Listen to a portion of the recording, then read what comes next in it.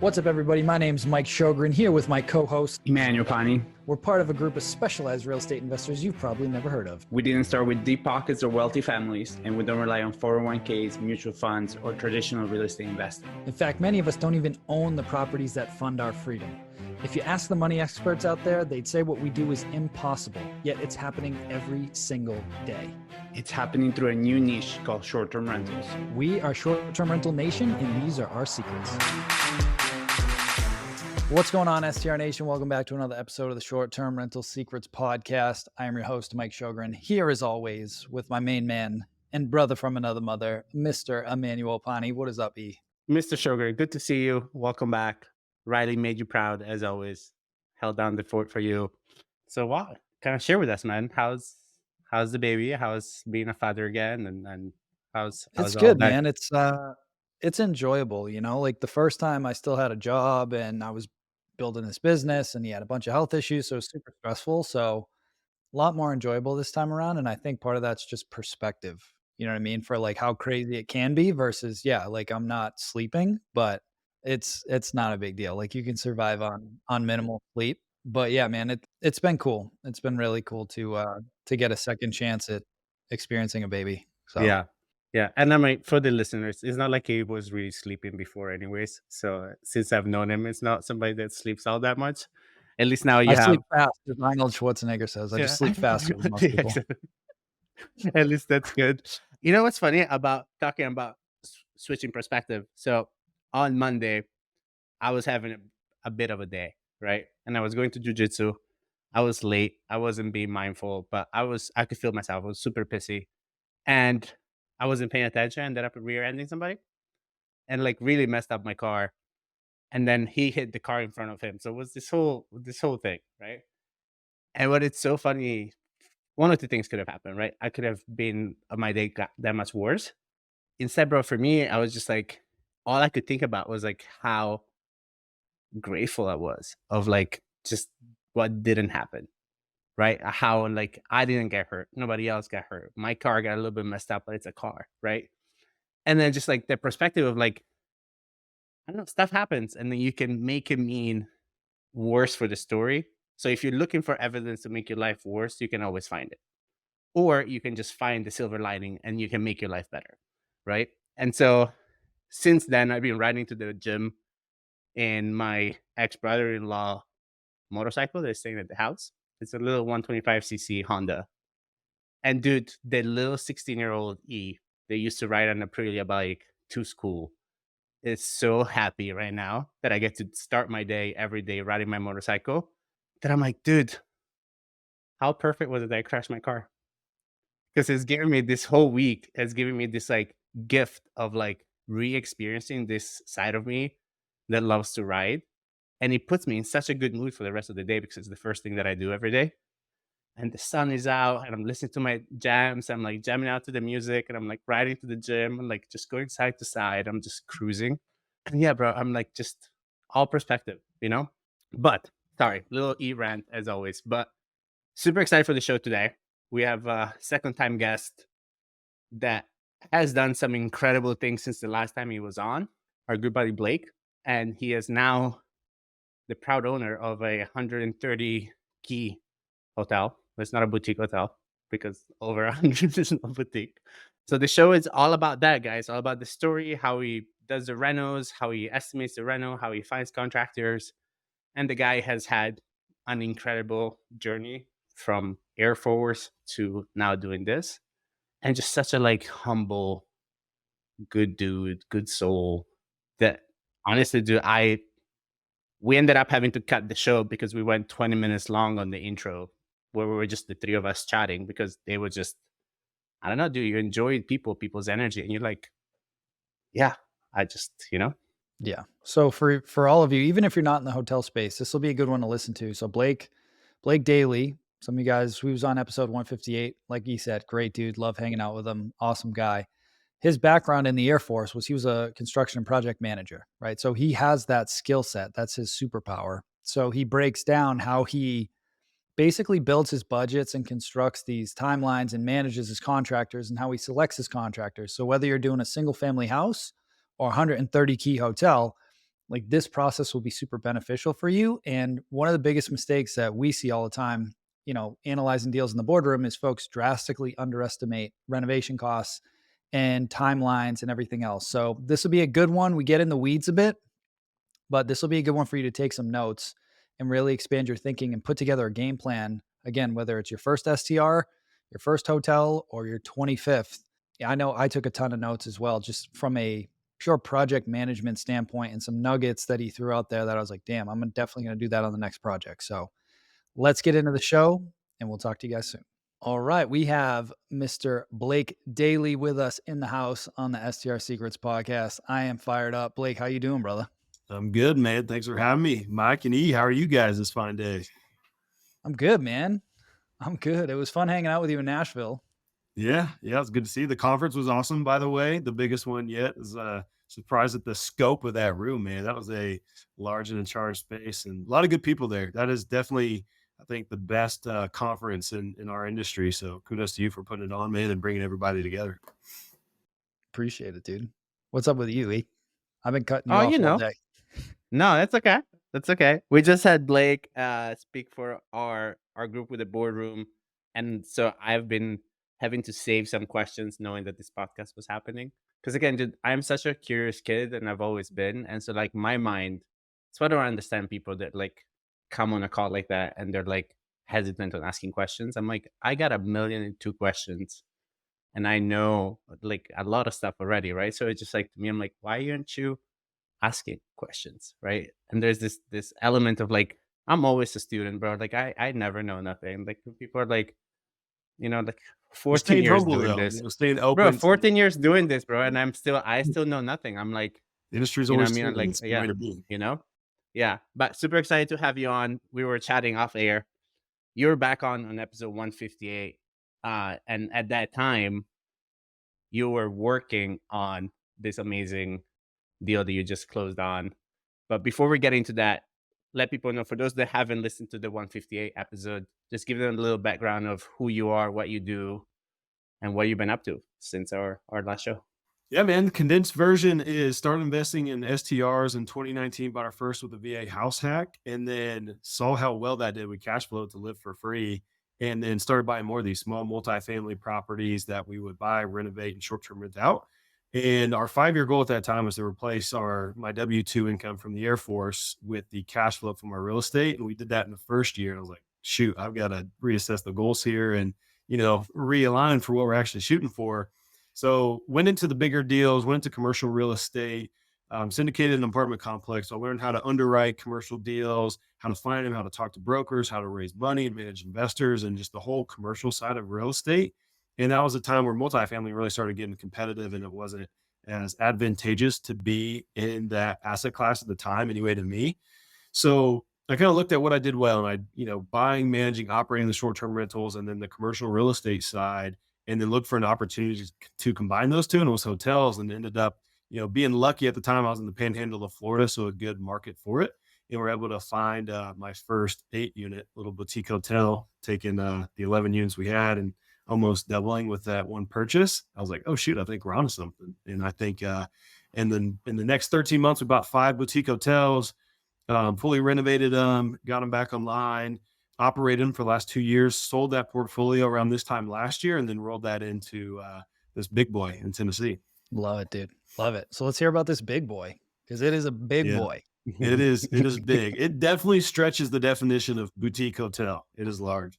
Yeah, I I think you're past that, but we'll let that slide for This is now, more on because, hotel. yeah. No, it was a Yeah, boutique it just vibe. yeah. But if it makes you feel more comfortable to be like, it's a boutique. It's like when you say little, you know what I mean? Like this little. Yeah, it's like but a it's like big it's little not. deal. Yeah, And you know. 10 acres. We had 65,000 square feet, 130 rooms with 8 different buildings. It is large, but right at the gates of Smoky Mountain National Park in Tennessee, awesome location. And at the time when I was on the podcast last year, I had no idea how I was going to get to this point. I mean, I had a vague thinking of, all right, got to raise money, do the due diligence, close the deal, but had no idea how I was actually going to bridge this gap. But I think the good thing is I already ran and operated the 5 hotels in the past, right? The total, I think, with the portfolio together was like 85 or 87 units. So it didn't seem like that big of a jump to go from 85 to 130, right? It was just taking the size of that portfolio spread, in 2 or 3 different markets across the country into one location. So it actually seemed like a simplification in a way, because I'm going to have one general manager, an assistant manager, my cleaning staff, my maintenance staff, my revenue manager, listing manager, my operations manager, everybody focusing on this deal and the other houses that we have in Florida, which take very little time and energy to manage compared to the hotel. So I saw the path to getting there, and it wasn't as scary of a jump. I mean, I think for the people listening, like, you don't need to start with a 130 unit hotel to get into the hotel space and make good progress. Like I just said, my first one was 8, and then my other ones were all 20 units or under. So snowball this success and take it into bigger deals and learn along the way. And that's kind of how I've got here to this point. Yeah, one of my core values, and one of the ones that we've implemented in the company, is to keep it simple, right? So with hotels and with your latest project, there's almost like mini businesses within that hotel, right? Right. And so at the beginning, when we did our first deal, people were like, "Hey, are you going to do a restaurant? Are you going to do a bar? Are you going to do this? You're going to do that?" I'm like, "I'm not doing anything until I learn how to run a hotel Exactly. first." Right? Yep. And now this project that you're doing now, and over the years we've added a lot of those things. But this project you're doing now, there has like venue spaces and all these other cool things. So for you, how are you managing that? Are you contracting that out? Are you taking that in-house? What's been that thought process for you? Yeah, mine was exactly like yours, right? Like, I don't want to do anything, outside of running and operating and maximizing the one revenue stream, which is the hotel and the guest rooms, until I really understand it. I got my systems built. I know the ins and outs of it. So with this new hotel, like I always tell people, like people in my mastermind bring deals that have, spas and restaurants and all these different things. I'm like, guys, just focus on one that is just a hotel to start with, because all these other things, it's going to dilute your progress in learning and how to really maximize that deal. You're going to make more mistakes because there's just more things to stay on top of. So for this purchase, it had all the rooms, it was bigger. I could handle that fine. I know how to put in the systems and hire the people, but it had the wedding and event venue. So I knew that was going to be the one thing that was going to be a lot different in this scenario that I had to learn, but it was that one additional thing that I'm adding. We're not doing a restaurant. We might have some F&B outside of the venue in the future, starting in at the end of this year once we get through the renovation. But in my planning phase, my due diligence, my underwriting, it was, how do I plan to operate the wedding event, the marketing, the operations, getting contracts, getting people in there for tours. So I hired in-house and brought it in-house a professional wedding and event planner who's done over 1,000 weddings, and her husband is a chef, has owned restaurants, food trucks, and has done owned a catering business as well. So those two came in as my dynamic duo to really cover the areas that I was weak in, so I could learn kind of the top level management things like the marketing and how to build the systems around that too. They drive the day-to-day operations, and the cool thing is they're good, and I get to learn from them and learn more of the ins and outs of the management, so that now the next hotel I could go by, I could have an event venue plus maybe a restaurant, because now it's one more thing that I've got to learn. You just stack up those wins, or that progress deal by deal. Like, you don't want to try to do it all in one. Yeah. And I think that just goes to like experience. Because again, like, it's breaking down things in chunks and being okay with the speed at which learning happens. It's just something that to me is a lost art right now, because everybody's so obsessed with doing it quickly. And it just like, and I'm doing jujitsu a lot lately. And that is such a humbling experience, because again, like, if you try to do things quickly, you do them wrong until you have the repetition and the muscle memory and the understanding. But your natural instinct is what? I'm going to rush it. And as soon as you start feeling comfortable, you're going to rush it. And the thing that's very humbling with jujitsu is like, somebody will whoop your ass real quick, because then you do mistakes. And there's the little things where you're like, you lift up your head, you leave one hand out, you leave an elbow up. There's the little things you're like, it's nothing, but they're hurtful. And the same thing with like trying to run. How many people do we know that try to run and they don't even have their shoes tied? They're not even walking yet, right? It's just like, dude, They're Forrest Gump take your before the time. lake races. Like, hey, Bro, take your time. Like, you've done two vacation rentals, and now you're looking at an 80 key hotel with a spa, a fucking restaurant, a bar, and I'm like, what are you I had doing? a football coach that told me, and just all the time, like just one of those like coachisms, right? They just repeat it. Slow is smooth, smooth is fast. right? So by going slow, focusing on your technique, on your fundamentals, on, the foundation of what you're doing, that translates into speed over time because it's just smooth for you to run, to go through that. And the cool thing about boutique hotels, which we're talking about today, you don't need to do 5 deals in a year like I did because that was crazy. I mean, it stressed out my marriage. I stopped hanging out with people. I didn't do anything but work in the business. Like that is not the goal here. I want to take it back because the experience and the learning and the growth that came through that was great. But you don't need to like almost break yourself to achieve your financial goals, right? Slow is smooth, smooth is fast. And if you get one hotel, that's going to make a huge difference, right? A 20-unit hotel is going to be worth at least like 15 STRs, right? So it's like you are making bigger leaps with one deal. Don't try to do it all in one deal because you're going to easily turn that deal into, a more profitable deal because you're going to learn for the first one or a bigger one, or then one with a restaurant. But if you're trying to do, a restaurant and a spa and a hotel all in one, realize that's 3 different businesses that you know nothing about. Short-term rentals because you just bought the 2 STRs, but hotel operations and everything else is a different game. So do yourself the favor and approach it incrementally because over time that's going to create speed. One of the things I talked about in Nashville, and we were talking about this on the boardroom call a little bit, and it'll dovetail into the contractor discussion too. But when you go from the single family up into the commercial space, it really is a team sport. Like from the get go, from the point that you get something under contract, you may or may not need partners to secure the funding, depending what your net worth is. Like all these different things. One of the biggest like punches in the face when I got into the hotels was purely the number of phone calls that you get at a hotel. Like I was not expecting that at all. And we had to ramp up our team quickly because, I look at our numbers, we're getting anywhere from 500 to 1,000 inbound phone calls per month per property, which is a good thing because it means the marketing is working. But you don't get that with STRs because everybody's booking online, they're sending messages in the platforms.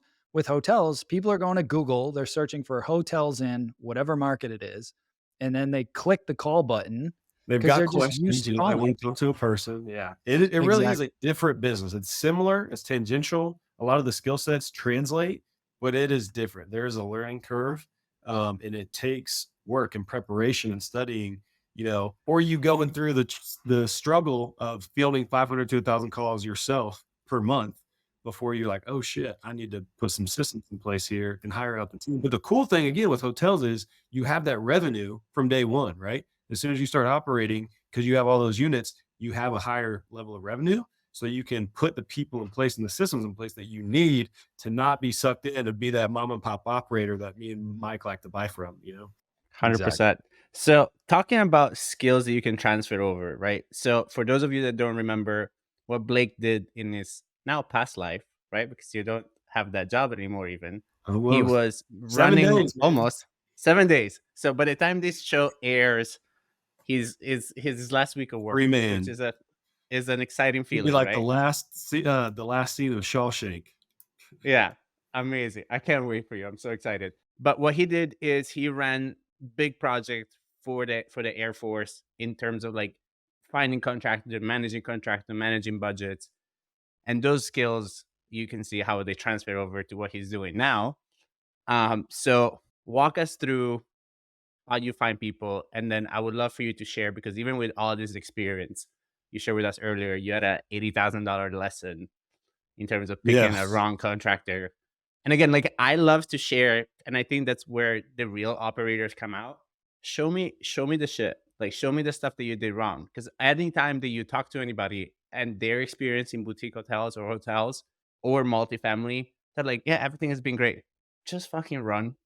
Because there's no, I don't know anybody. I don't know anybody, no matter how experienced they were, how many things they did, that when they transition to a next level, a next tier in terms of operations, what they do, it's human nature to drop the ball in some way, shape, or form. Yeah, it's So gonna be share with new. I us mean, you're your you're story. gonna you're going to trip. Just know that you gotta get back up. If you don't quit, you're going to learn, right? The only time you fail is if you quit.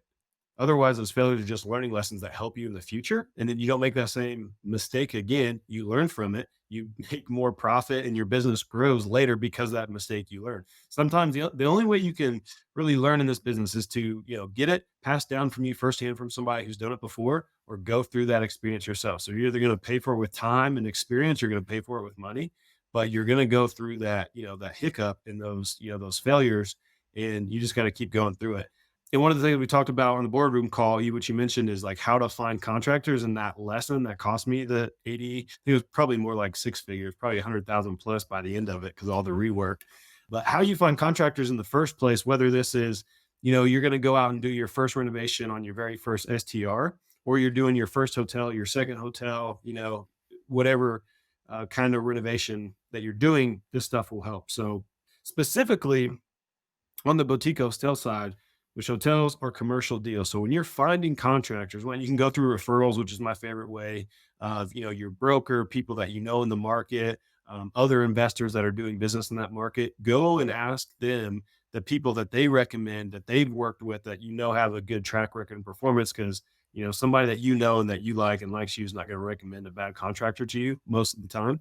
And then if you're not filling up the amount of leads you need from contractors through that, do a Google search and just look at commercial general contractors in your area and look for the ones that are doing work similar to the project that you're going to do. So you don't necessarily want the general contractor who's done industrial spaces or is, building up Targets or dentist offices. You want to find a general contractor who's doing hotels or doing multifamily or doing some kind of commercial or some kind of residential, but in the commercial space, renovations, because that's going to be the most applicable to your project. And then as you start to, you get your list of contractors and you reach out to them, you want to find out that they're actually licensed commercial contractors. Because my mistake was that I hired a residential contractor. He was only licensed to do residential work on houses, right? And I hired him to do a hotel renovation. So he didn't know the commercial codes. He did all the electrical wrong. He didn't put the right firewalls. Like he did that. The $80,000 worth of mistake was just the work that we had to redo. And then not only that, but the city came in and shut us down for like 3 or 4 months after that. So that cost us holding costs. It all ended up being over six figures of this mistake because I hired the wrong guy from the beginning. So you can actually go in to your state's Secretary of State website and type in the contractor's license number and see what they are licensed for, if they have any marks against their license or open cases or whatever, and also the threshold value or dollar value of work that they are able to do. So a lot of places will have, thresholds of, okay, this contractor can do up to $500,000 worth of work because the state gets their financials, they get their, working capital and their bank statements, and kind of vets that for them and says, this contractor is licensed under this license that you're looking at right here to do work worth this amount of money. So check that they're actually licensed to do the work that you're going to be doing. Tip that lost me. Yeah, no, I love that. And while we have you on this topic, it was, again, like I'm a student of life and I'm always learning. The working capital conversation was one of those things that was surprising to me because I've never, again, 14 years doing this, I've never had a conversation with a contractor be like, hey, what is your working capital? So for those of the listeners that don't know what that is, kind of explain the situation. Like, what is working capital? Yeah. So from the beginning, like working capital is essentially the amount of, flowing cash they have in their business to pay for labor, to pay for materials, and is their working capital that they use to run their business, right? So it's money that goes out, pays for projects, comes back when they get the rehab draws, and kind of flows. And it's their buffer, it's their flow, as it were, to do their business as a general contractor. And why this becomes really important on bigger projects is because you as the customer are who pays for a contractor not having enough working capital, right? So let's talk about like a 1 month draw schedule. You're getting a loan to cost loan, you're doing SBA or USDA or government backed or whatever, or even a regular bank, but they're going to provide draws every month. So that contractor is probably going to pay labor biweekly. So they're going to have 2 labor payments within that month to their workers that are working for them. But if they don't have enough working capital to get through that draw period, they might be able to make that first, labor payment or payroll payment to their guys. But by the end of that period, they might be out of capital which means if the guys aren't getting paid, they're not showing up to work. That means your project gets pushed to the right. And now your budget goes over, your timeline goes over. And think about doing that if you're having multiple phases every single phase, because your contractor doesn't have enough working capital to actually get through the project. So on this project, it's over $3 million. I knew that would be an issue because this is my experience from the Air Force is you always have to vet your contractor and make sure that they are financially sound enough to actually do the scope of work. So I had that discussion with the contractor, and I did it beforehand because I knew that the USDA was also going to ask for his financial statements, his PFS, his working capital budget, to vet him to do the project. So I had that discussion with him, like, hey, what's your normal float period? How much are you willing to go up to in working capital to pay for labor and materials? Like when do I need to come in, if at all? Because obviously I don't want to pay any of the contractor's costs. That should all come out of his working capital. So I had that conversation with him. USDA vetted it, confirmed what he said. So now I know he's being truthful with me. He actually knows what's going on here, and he's a good commercial contractor. So working capital is a big thing, especially as you get into these larger projects. 100%. Because like you said, on our latest one, they could be floating $200,000-300,000 in between draws, depending on the phase of the project, right? And if they don't have that capital, then the guys stop, or women as well, stop showing up to work, and you're going to be in trouble, right? Because all those delays compound, and you're losing revenue on the booking side, but you also have all those those soft costs of like just carrying the debt and everything else, during the construction period. So it's just a double-edged sword. Yeah. Yeah. And that contractor not being able to float those draw phases is by not having enough working capital. Really, it's your problem, even though he's the one not paying his guys. So that's why you want to look at this. Yeah. And I think that another thing that is very important as you grow into bigger projects, it's understanding as an investor, it is your responsibility to keep the tempo going the way you need it. Because the thing is this, right? The moment the dog looks away, stuff happens, right? And again, like you don't want, like you have to understand that like you have to really embrace your role as a business owner, as an investor. And it's like, dude, you gotta be a dog. Like you gotta look at these people and be on top of them. Because again, like They will absolutely even try when to you take pick, advantage. dude, even when you pick a great contractor, the moment they feel the leash kind of loosen a little bit, they'll do things. They'll start slopping Contractors are around, just notorious, you know. notorious for, you give them an inch, they take a mile. And as the investors, when running the project, you have to wear that boot that provides the swift kick in the ass if they're not performing to the contract. And you have to have a really very specific, detailed renovation contract as well that outlines, what their responsibilities are, what their timelines are. And I really like to have, and I always recommend this, is have bonus structure set up for if they do well and meet the phases, or, disincentives for they make less money if they don't meet those. So it's saying, hey, I'm going to put my money where my mouth is. If you do better, I'll pay you more. But if you don't, I'm losing money. So you're losing money. And you have to hold them to that and have it outlined in the contract, because obviously if a contract that says I'm going to pay you X amount and then you just don't, like you're in breach of that contract. So you have to have this very clear provisions in that contract, and just very clear expectations with the contractor too. And just know they will take an inch or they'll take a mile if you give them an inch, and you just have to stay on top of them. Yeah, I got and I love that because you walked into the conversation that I was walking us into, was in terms of like creating incentive and how to get people motivated in terms of like keeping up the tempo the way you need it, or expediting it. Because again, done faster, done well, and faster for you just means less downtime, less money out of pocket. Sorry. One thing I wanted to ask was, do you ask them for a detailed project timeline, like by trade or anything like that, to manage the timeline? It depends on the size of the contract and like what all's going into the scope. So I can speak to this one specifically for the 130 unit. So that is broken out by building, which there's 8 buildings, and we essentially condense those 8 buildings into 6 phases. So because they're varying in unit sizes, like building 1 and 2 is phase 1, for example. And then building 1 and 2 have a per line item budget broken out of everything that needs to be done. It's price, it's quantity, if it's labor and materials only, which are like really your big things. If you're building out your budget, is your line item, your if it's labor only or labor and materials for the contractor to provide a full price, including all of that, your quantity, and then price, which you don't fill out until you send it to the contractor, because you don't want to price anchor them. You let them provide the price.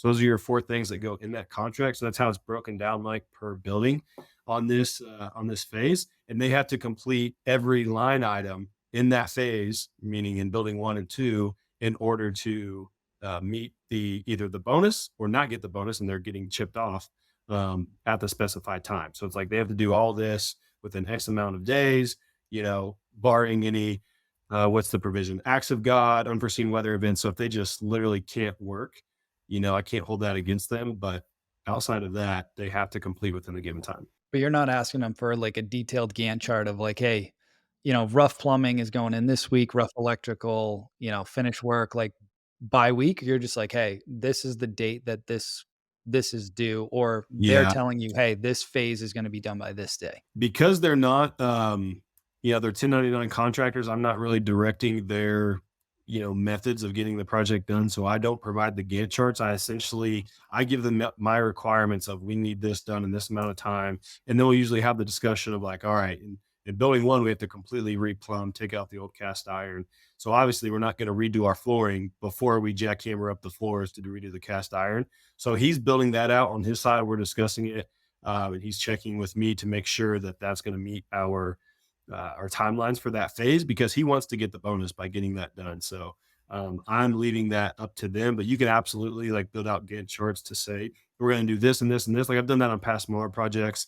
Week 1 is all demo. Week 2 is all flooring or, paint if you're going to do that. And then week 3 is all flooring and trim. And then week 4 would be, fixtures and punch list items, whatever.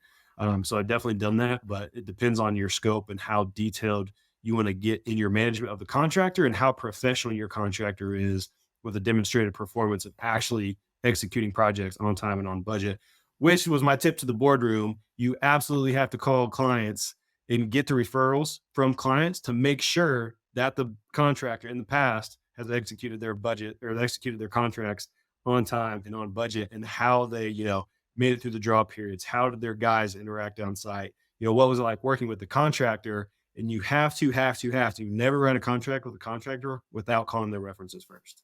Love that. Okay, cool. So switching up gears a little bit, and this is a question that I heard a lot in Nashville, and this is a question that we get overall when people are starting to get into larger project. Everybody seems to understand that getting the rehab budget right, it's important, which is great. So all of us screaming it from the rooftops, between all of us, Rich and everybody, we've all been saying it. So great. Then the next question that comes is what? Great. How do I do it? Because all I know how to estimate is a house. But as we were just talked about, when it comes to hotel, when it comes to commercials, the difference between, so if you have, give you an example, we had a student, Kyle and Ali, they had some of their rooms had to have a door in between them. And the door had to be a fire door by code and everything else. So obviously, if you're running the line item as I'm going to buy a regular door from Home Depot versus, hey, I actually need a fire compliant door that is now $600 a door versus $60 a door. Yeah, when you're buying 20 of those doors, that adds up, and you can find yourself in this position over and over again throughout a renovation phase. 100%. So how do you estimate it? Like, how do you start it? Do you have some rule of thumbs? Kind of walk us through that. Yeah.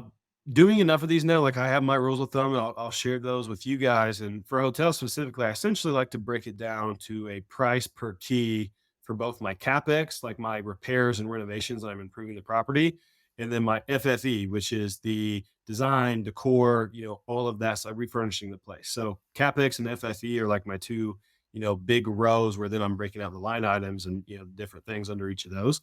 So starting out like CapEx, depending on if it's going to be a light cosmetic renovation, where, a medium tier renovation where we're pulling out vanities and kitchen cabinets and things like that, or a high level where we're doing, plumbing, electrical, floor renovation in there. I kind of look at my first phase of building a budget. When I walk through, I kind of get familiar with everything, and I'm building out my scope of work for the first time.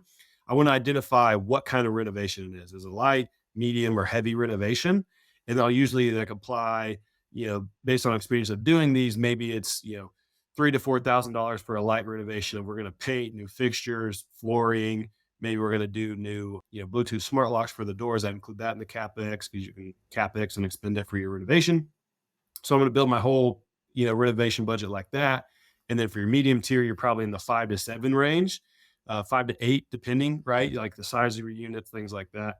And then for that heavy tier renovation, more of a full renovation, you can be in the 10 to 15,000 range plus, just depending on the date of your electrical. Are you rewiring the whole building? Are you replacing cast iron and ripping up, the concrete to get to the sewer connection? Different considerations there. So I kind of take them in increments like 3 to 5, 5 to 7 or 8, and 10,000 plus. And then for the FFE, it's pretty similar, right? Am I going in? Am I doing a light, medium, or heavy? Light would be, all right, I'm going to change out the decor, maybe a couple pieces of furniture, towels, and sheets, right? Just the kind of surface stuff that you see. Medium renovation will be, all right, some of the furniture is going to stay, or we're going to pull out the rest, all new FFE. And then the heavy one on that would be everything's coming out new. We're redoing new color flooring to match. We're going to do ceiling, panels. Every new piece of furniture is going to be put in the place. So I want to go light, heavy, medium on both my CapEx and my FFE and judge where I'm going to be at. And then from there, then I'm going to start walking with contractors, going over my scope of work of, all right, this room, we're doing new flooring, new paint, we're going to pull up the cabinets. I'm giving them the scope of work and then allowing them to provide me back the pricing. And then I update my budget accordingly. Love it. Love it. Well, I wanted to get in one other thing, and I know we're running short on time now, but I want to talk about your conference that you're doing. I'm It's freaking coming. excited about it, dude. Well, Because Tico Telecom, man, September 2024. I'm terrified and excited all at the same time. So I've never done a conference, but it's going to be fun. Got a conference planner, Cassie. She's been awesome.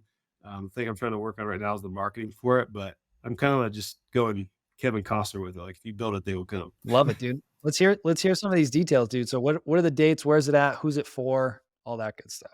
Yeah, so I think this is perfect for anybody who is looking to take that transition from short-term rentals into the commercial side of short-term rentals with, boutique hotels, cabin communities, motel conversions, glamping, like anything the commercial side of short-term rental investing with boutique hotels, or anybody that's already operating hotels. We're going to have awesome speakers. I won't announce who they are yet. Wink, wink. But we've got some good ones coming. And essentially that's who it's for. It's going to be at my hotel in the Smoky Mountains. So I think a really cool feature of this is I own the hotel and the venue, so we can provide it all. We got a chef on site and a venue coordinator as well. So food will be included, lodging will be included. It'll be a small, intimate setting. We can only, fit in between 75 and 100 at the conference. So it'll be intimate to meet with your peers, share ideas, be able to meet the speakers and really have this intimate setting at a cool hotel right at the base of the mountains and learn all about boutique hotel investing. Love it, dude. How cool does it feel to say that you're doing an event at your own hotel? At this Because that phase, to like, me is has the to be most. like August, a month out. When all Oh, this, fuck off! You know it's gonna get done. Like, you know what I mean. But to me, like, that is the one beauty of hospitality at a scale like this. It's the one asset class that you get to enjoy it. You know what I mean? Like, overall. that is the cool part. Like, I've always wanted to host an event at one of my hotels, whether it's like a small mastermind event or like just come and show people through it. But the cool thing about this one at this time will be the whole building or the whole hotel will be renovated except for the very last building.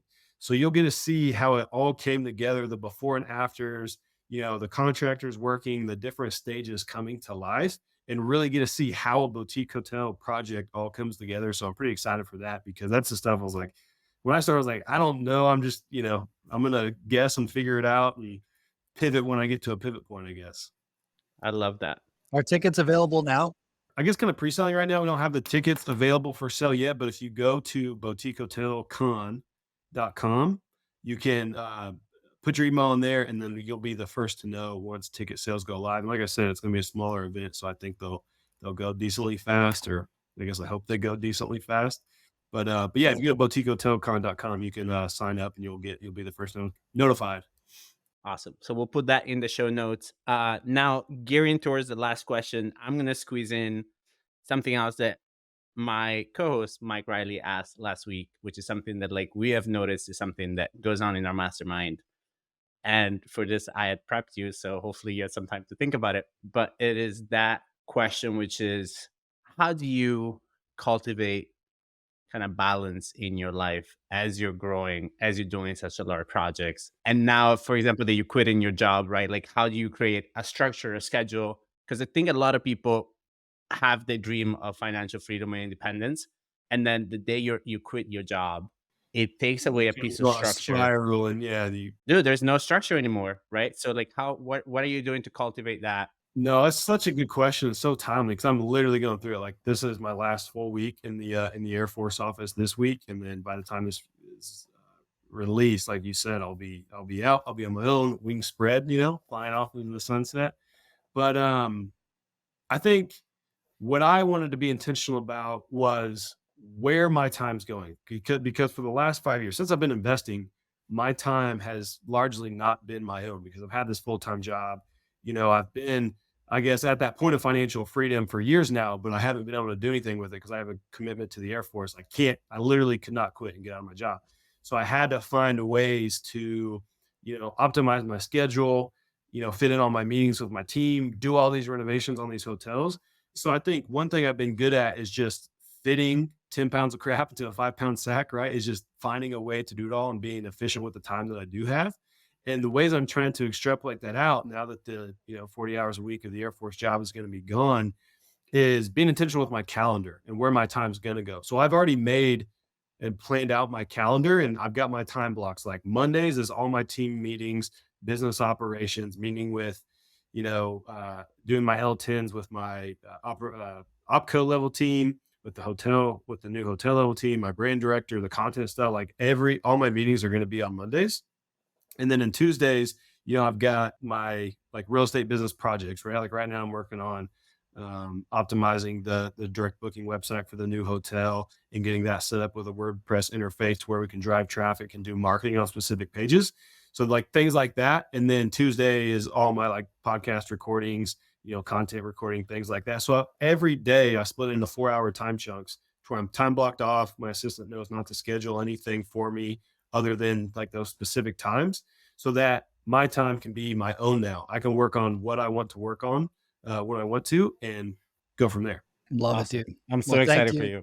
Well, thank you for coming on the show, dude. I feel like we'll end up bringing you back to dive even deeper because there's so much we could cover on this, and super excited for Boutique Hotel Con, dude. This one's been needed for a little while now, and I'm excited for the inaugural event. There's a lot more people getting it. I mean, you saw at STR WealthCon, there's so much more just between the last year from 2023 to 2024, so much more interest and people really starting to take that leap. So I think it's a perfect and exciting time to do it. And we get to, see it from the front, which is cool.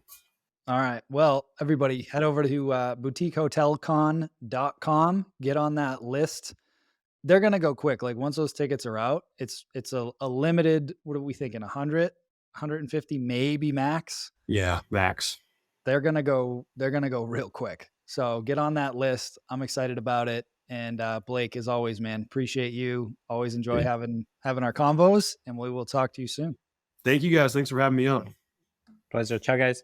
Hey, STR Nation, if you enjoyed this episode, please make sure to hit that subscribe button and leave us a review. And in the comments, let us know what topics you want us to cover on upcoming episodes, and we'll make sure to get that in the books for you. And if you really want to learn how to launch, automate, and scale your short-term rental business, if you want to go deeper, then check out our free masterclass at strsecrets.com.